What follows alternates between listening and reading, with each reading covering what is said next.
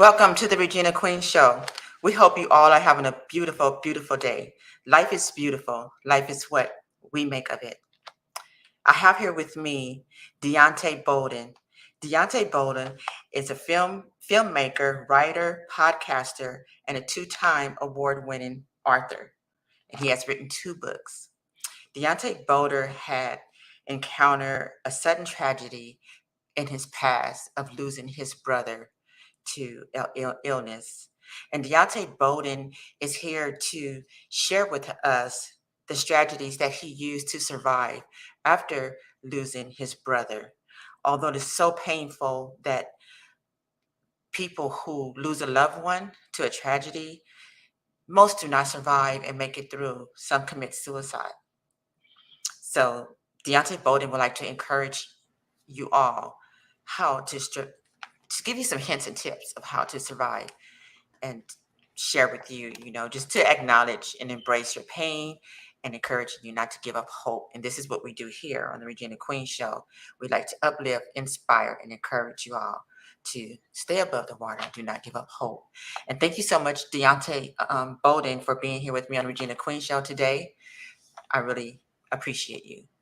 Oh, thank you for having me. I'm excited to be here and honored to be here to share my story and be on your amazing platform. Thank you so much. So Deonte Bolden, as you encounter, losing a loved one, and can you please share, with our viewers what happened to your brother, how you lost your brother, and just give us a short segment of what happened to your brother. I had a brother who was 5 years older than me. He had special needs. He was diagnosed at the age of 10 with muscular dystrophy. Muscular dystrophy is a disease that weakens the immune system in the muscles. And when he got to about, I'd say, 11, 12 years old, he pretty much was confined to a wheelchair. And through that time, I was helping to take care of him and being his part caretaker along with my mom. And he pretty much was not able to walk. He could talk. He was very verbal. He can eat, but of course he needed assistance with dressing and, going to the bathroom and those things. But suddenly and sadly, he passed in 2006 due to complications of muscular dystrophy, which also was a result of aspiration pneumonia. Because of the weakness in his muscles, he was eating an egg one morning and choked off of it, with the caretaker who was there to come in and help her, because I was still in high school, and of course my mom was needed a break and stuff like that, and it was just that relief that we needed. So she came over and fed him an egg one morning, and he wasn't able to really fully eat it. He choked on it, and he developed aspiration pneumonia, which was the result of him passing away suddenly in 2006. Okay. Yeah. And I send my condolences to you, no matter if it's 20, 30, 100 years ago. I still send my condolences to you and your family. And although I know, sometimes it gets painful and very sensitive when we share our stories of our loved ones, because no one knows the pain until they encounter it. Yes, And I just thank you for just being, so brave to be here to share your story of what happened to your brother, being a voice for him and others whom we have lost to an illness. And I have encountered, family members as well who have lost to an illness, and it's very painful, And some tragedies that people go through just want to give up on life, Yeah. So you are really brilliant just for being here to share your story. And just, I would like to say, after, losing your brother, um, what, let's talk about the things that you do now, the strategies that you do now to survive, the challenges in life after losing your brother. Yeah, after losing my brother, I actually went through what I call an identity crisis, because a lot of my identity was caught up into taking care of my brother. That's all I knew from a young age. I had to grow up quickly, help mom be there and be that support system. And when he passed, there was almost a lot of things I put on the back burner. I always kind of knew when I was younger I wanted to get into theater and acting, because back when we had those little camcorders, I was always in front of the camera wanting to be in the spotlight. I gave up on a lot of different things because there was a lot of plays and things that caused me to have to be a part of after school activities, and that was a lot for my mom because she needed me to help to be there, to be that provider, helper, and take provide care for my brother. So when he passed, I went through a period of that and depression, and had contemplated suicide because it was so difficult to kind of deal with that, suppress a lot of those emotions, and kind of go through that period of just a dark depression because it was something that I didn't feel like I could come back from. But through that, I was able to really start finding my therapy through writing, writing poetry and writing my feelings. And then, we were kind of introduced to Facebook and technology, and I was able to post a lot of my content on there. And I realized that it was really impacting a lot of different people. And I was like, wow, this is something I think I'm catching on to, because I didn't think that I had a purpose. I was like, well, my purpose is gone with my brother. He's no longer here. What am I here for? And I realized that, quotes and things that I will put together and put on Facebook really inspired a lot of different people, and I started writing poetry. And then I decided to move to Los Angeles to pursue acting, and there I just started talking to one of these directors about ideas that I was writing down and stories, and he was like, you really need to get into this and do this. This is your calling and gift. And I found myself being able to express myself and finding an outlet for myself, which is creating these dynamic characters and stories and books, and I found a way to cope with the fact, because you never really get over losing someone, you just know how to adapt to it. Exactly. Part of that is just finding ways to keep my brother's legacy alive through my writing. And, that's why I'm so attached to Differently Able, because he inspired the book. And, one of the characters, in the book is practically him. So I just find ways to keep him alive, and that just really keeps me going. Wow, that is so beautiful. That is so Yeah. astounding. Yeah. So one of the characters you have created to be your brother, like Yes. he So, played a part. He played a part in it. yeah. So Differently Able, my book here, my brother is King, the character here in the wheelchair. So I was able to do Oh, that. And I wrote it because growing up, can you I show it saw. again? Can you show it again? The book? Sure.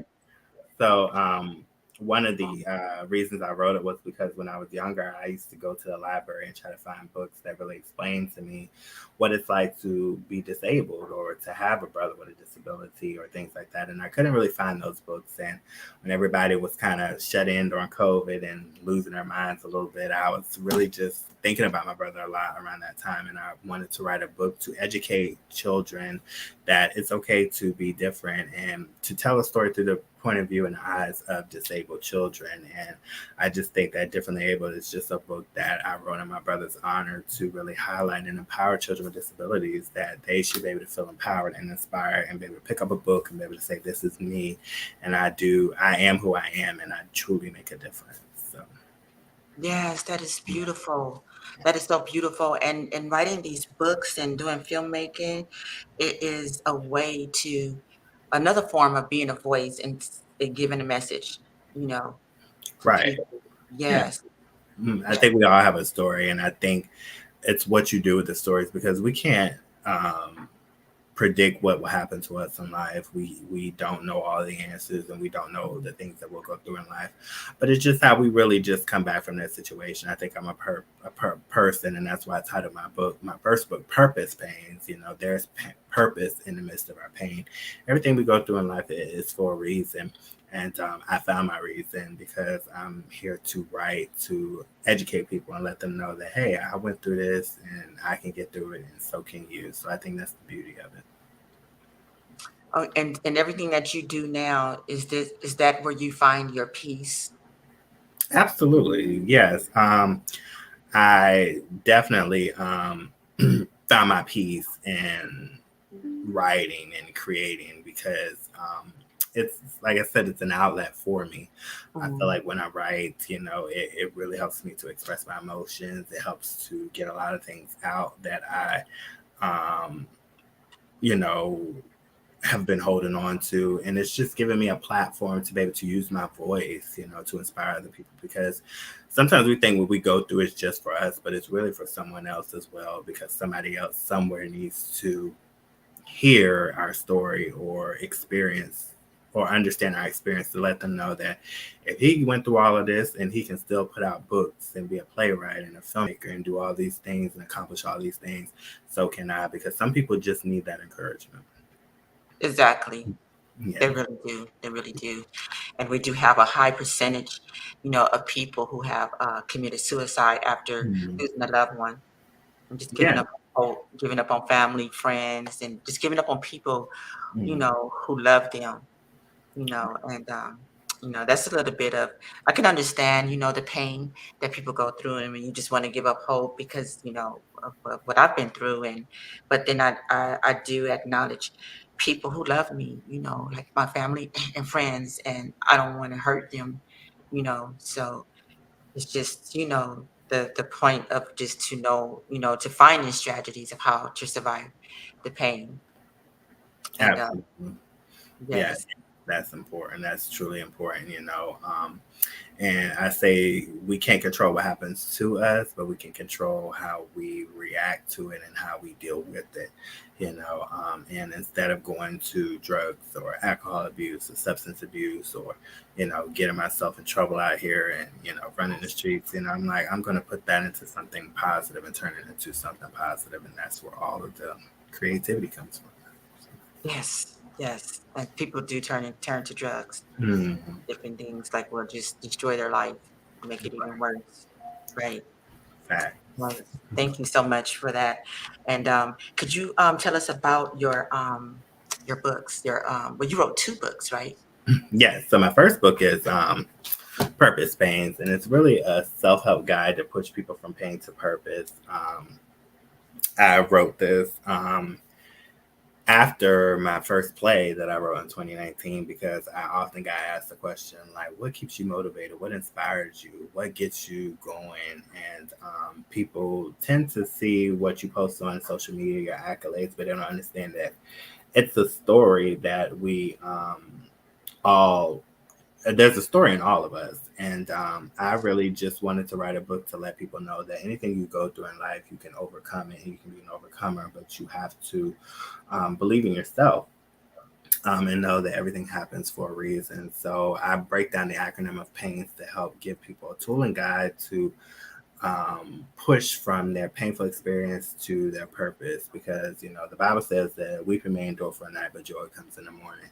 And I believe that's basically saying, you're going to have your moment where you're going to cry, you're going to get frustrated, you're going to get angry, you're going to get upset about certain things and situations, but then it's like, how do I go and adapt from this? How do I conquer and overcome this? And I provide the tools, breaking down the acronym of PAINS and helping people to understand that at the end of the day, you can overcome anything if you truly believe in yourself, believe in God, and know that, everything in life is aligning for us, all things work together for the good of those who love God and are called according to his purpose. And that's pretty much, what that Wow, that is so beautiful. And I love the essence of it too, as well. How you is. just, yeah, I love it. Yes. That And is then, of really, course, Differently Able, which I showed, yes, for a children's book. About differently able. these four children going into middle school, various disabilities. We have King, inspired by my brother. He has muscular dystrophy. Adore has dwarfism. Mm. She wants to date, but she feels like she's not beautiful enough. And then we have Royal, who stutters when he speaks. He wants to sing, but he feels like because he stutters that he's not good enough. And then we have Majesty, at the bottom here. She has Down syndrome. She wants to be a model, but she feels like she's not beautiful enough. And then, of course, King wants Oh, to play basketball, but he feels like he's not good enough because he is in a wheelchair. And they're all venturing into middle school, most difficult time for children. And they pretty much want to fit in with their peers, but they find themselves the center and prank of everyone's jokes and laughter. And it's Christmas season where most kids are asking Santa for gifts and toys, but their desire is to be normal. Make me normal for this year. Let me see what life is outside of being the way that I am. And they go to the North Pole, deliver their letter to Santa, and he sends them on this magical journey of seeing life on the other side. But when they get there, they realize that it's not as grand as they thought it would be and that they're different because they truly make a Mm. difference. So that's the story of Differently Able. Oh my God. Yes. Wow, that is so beautiful. It's just like magical, like you just, created this book for, the disability, Hmm. being a voice for them. And I am so sure your brother is so, so proud of you. Thank you. Yeah, I feel like it's my duty. He didn't have a long life, but I feel like it's my duty to carry on and to educate and to let people know. I'm very active in the special needs community. I love being around those with special needs because they're truly a gift, and they teach us more than we give them credit for. And I just really want to keep my brother's legacy alive by just educating and inspiring people and uplifting because that's truly what he was about. So Yes, yes. Oh, and he has a beautiful legacy. yes, Have a beautiful legacy. And just to be the voice for the disability community because they do encounter abuse as well.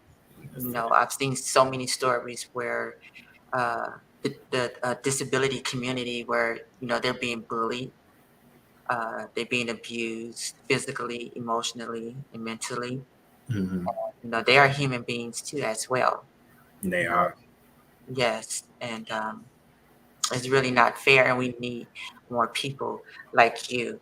And this is why things. One of the reasons why things could happen to some people in life, losing a loved one to an illness. So, you know, we can be the voice for people who are being abused. Mm-hmm. Right. Mhm. Yeah, and that's so true. One of my author friends is her story is so beautiful. She's a cancer survivor, and now she wrote an amazing book that really helps to educate children on cancer and what it's like to have a mom, with cancer and how you're supposed to take care of her and how she may have her days where she's not feeling her best and just all those things explained in the children's book, all because she went through that experience herself. And I thought that was so brilliant, and it's true.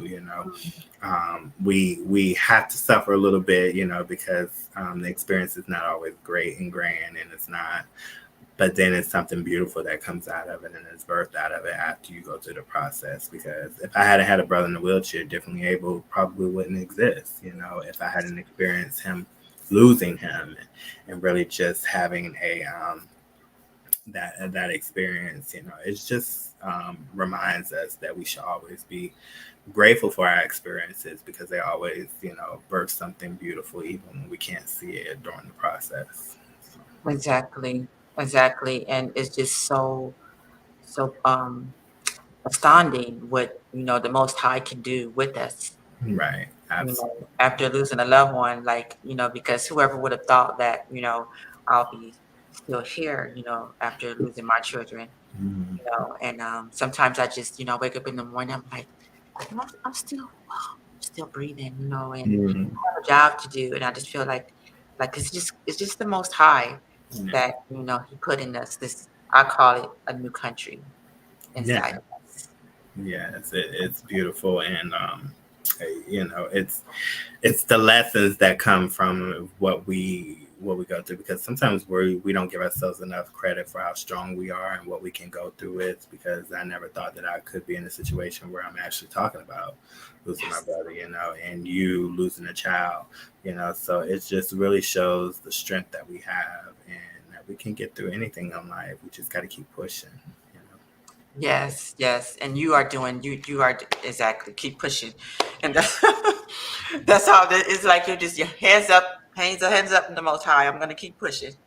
Yes, but and it's really I love what you are doing, and I've seen some of your work and everything, and I'm like that's really really good, Mhm. what you're doing for the community and being a voice for the disabled community as well. Yes, thank you. Yes. And then I wanted to have you here, on Regina Queen's show to share your story because everyone see this writer, this podcaster, Deonte Bolden, the filmmaker, the award winner, and everybody see this, and you're setting up, you're doing your podcasts and you're just doing, life endeavors. And but what is behind Deonte Bolden's story? What is his story? And so I just wanted to, for you to share your story and especially those strategies that you use to survive life challenges after losing a loved one. Mm, thank Yeah. you So so much. yes, and thank you so much, Deontay Bolden. And is there anything that you would like to say to empower someone? Yeah, you just got to keep going,